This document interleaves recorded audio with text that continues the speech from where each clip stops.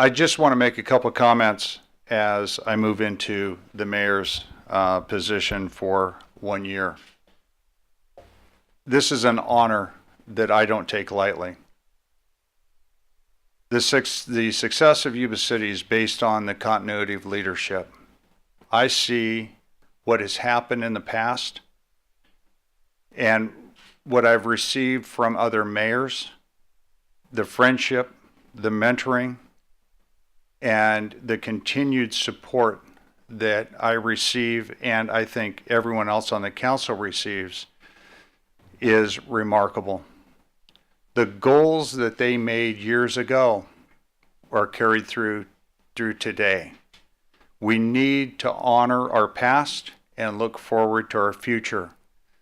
We need to do this in a way that we do not waste money, that we continue to move forward as expediently as possible, and yet achieve what those goals were and what they are and how they change. I want to give special thanks to Cash Gill, to John Dukes, certainly to Leslie McBride, Karen Cardicelli, Roy Ramirez, Tom Pfeffer, and Bill Marr for the countless hours and continual guidance that I have received as a council member and as a mayor of this city. Moving forward, we have a number of goals for this year. One of the big goals, and it was started years ago, and I think that it was initially started even prior to Bob Barkhouse, was the Fifth Street Bridge Replacement Project. This is a huge undertaking. I have to publicly say that for years I was opposed to the replacement of the Fifth Street Bridge. But in current and growing situations for Yuba City, Marysville, and our healthcare provider, Rideout Hospital, that corridor has to be improved and has to move forward. And I've given it my continual support since I was first elected to this body. We need to move that forward. It's a $70 million project. I know, Leslie, it started off as about a $65 million project, but some of the design changes required have moved it up about another $5 million. We will continue to fight for those dollars. We have all of the promises moving forward from our partners of Caltrans, SACOG, and the federal government, with the exception of about $2 million. We will move and fight for that $2 million to come into that project so the local taxpayers don't have to bear any additional burdens to have that bridge replaced as a vital corridor in our community. In addition to that, and I've always have said from the beginning that the Bridge Street corridor is our new gateway. We need to grow Yuba City in a very logical and meaningful way, and opening up the Bridge Street corridor is that way to do it. From Highway 99 to the Fifth Street Bridge, the vision is to open that as a 4-lane corridor, allowing for more commercial growth and other opportunities of business along that corridor. We have already purchased up to about 60% of all of the right-of-way, and we will continue to move that forward in this year and in future years. Public safety is the next one of the goals that I think is paramount to our area. 20% of our city currently is not covered by police services. We call that the Beat 6 area. We need the community's support to move forward with that project. We need to include in that all of the population south of Yuba City. We call it a keyhole. If you look at it on a map, it looks like a key. And we need to move forward as a community and encourage those residents to be incorporated into the city of Yuba City so we can provide greater and more opportunity for public safety, for growth in this city, and also it's just a logical way to grow and produce a better marketplace for all of our businesses. We also, through a number of different avenues, we will be enhancing our ability to electronically submit development and building plans. We hope to be able to do this through our infrastructure changes in our IT, our website, and also in our planning and building department.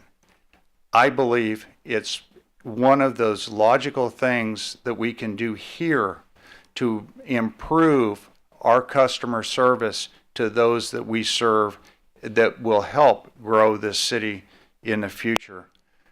As a local business person, I have suffered through the process. I know what it's like to go to the counter. I believe it's more logical to do it by computer and submit plans and get approval in a more expedient way than driving across town for countless different meetings to be able to get it across the finish line. I also want to continue to achieve solutions for homelessness. We have looked at a number of conditions in Yuba City, to include vagrancy, which we believe is a blight on our community, but we also need to help serve our homeless.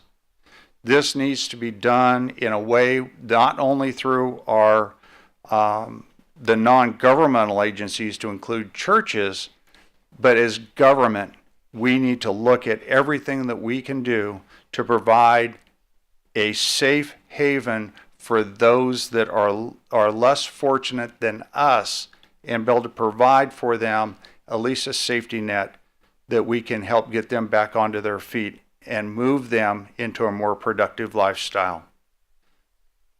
We also want to promote Yuba City as an industrial growth, to include the backbone of our agriculture. I fight as a member of the SACOG board, and Leslie was past chair of SACOG, and during her chairwomanship at SACOG, the Rural Urban Connections strategy was developed and really brought forward to the public. I continue to fight at SACOG for that cause.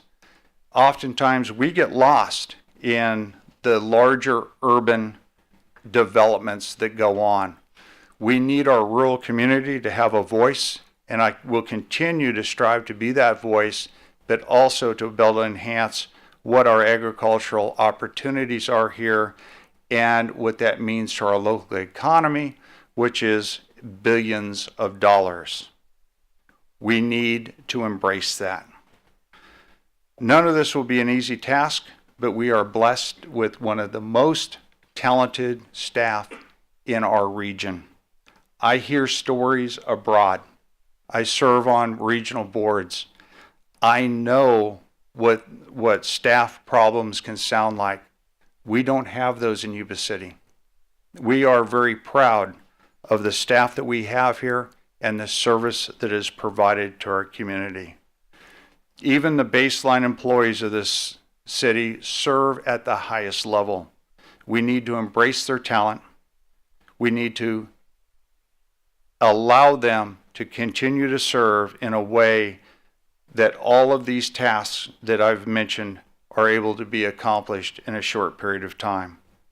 I want to thank my family, my friends, and all of the support that I've received that has allowed me to carry through on my elected duties.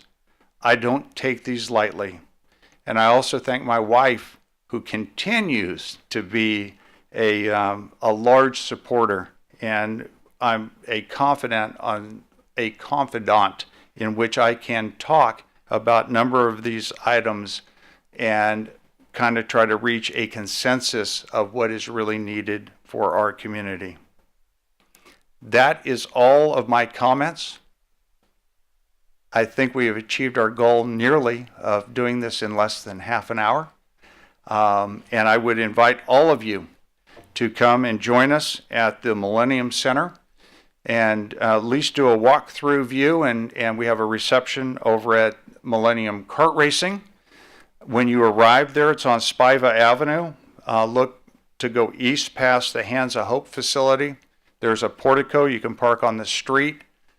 Be careful. There's ongoing construction at that site. I was shocked when I went to walk out one of the doors today, and there's a 4-foot deep pit outside one of the doors. I asked them to block that off, but should anybody fall into that, let me know. We have ropes available. Y'all are invited to join us, and I just am really honored that all and everyone that has shown up here tonight from the public to support this council, each member of this council, in a go-forward basis, that you are our greatest asset. Thank you very much.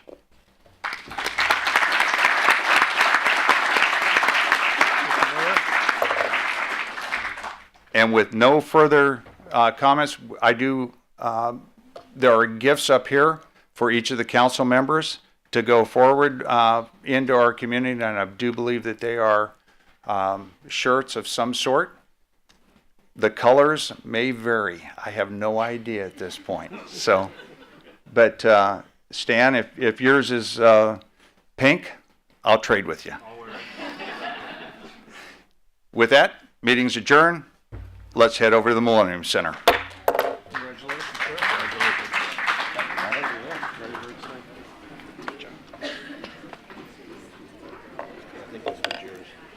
Yeah, it is. John.